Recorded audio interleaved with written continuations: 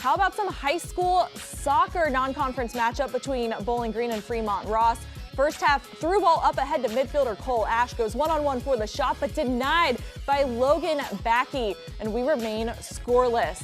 Still in the first, Max Nazaro the cross, Jackson Triggs with the header to the back of the net, and Bowling Green gets on the board first. Under 2 minutes in the half, Bobcats applying pressure, Backey though unfazed. Big time stop keeps it at 1-0 Bowling Green at the break. Second half action, it's a foot race to the ball, Aiden Carter.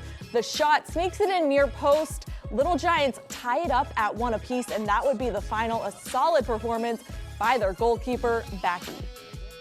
I was really pleased with how we looked early on in the game. Ultimately, I wish we would have taken advantage of our chances that we had. We squandered quite a few, and eventually that came back to bite us. You know, the boys didn't want to finish with the result that occurred, but you know, we were relentless in our attack. We kept plugging away, and just, you know, a good keeper. Credits to the goalie for Fremont Ross. They threw a lot of defenders behind the ball, and yeah, just didn't bounce our way, unfortunately. Tim Clagg and Bernie Hunter-Brinker join us with more from Bowling Green. Back out to Bowling Green one final time, a 1-1 draw between Bowling Green and Fremont Ross. And Bowling Green really controlled the majority of the possession in the first half, especially in the opening 20 minutes.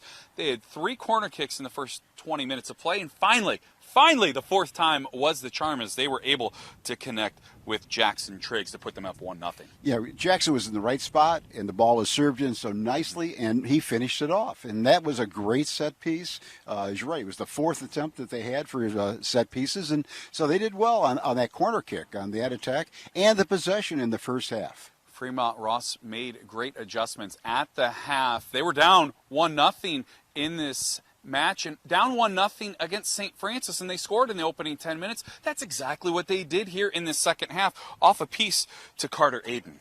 Yeah, Aiden did a good job up there in that striker position. He was all by himself all day long, is playing that 4-5-1. If the 5 midfielders don't transition to the attack, you're all by yourself on a lonely island, and he was, but he came through and he got that done. The big win actually helped Fremont in the second half, as that put that long leg of their keeper into play.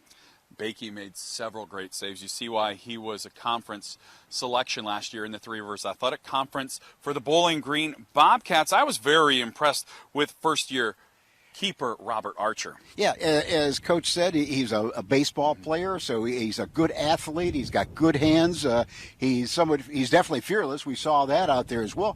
All the traits that you want from a keeper. The only thing he doesn't have is a lot of experience behind him. But hey, talent makes up for a lot of lack of experience.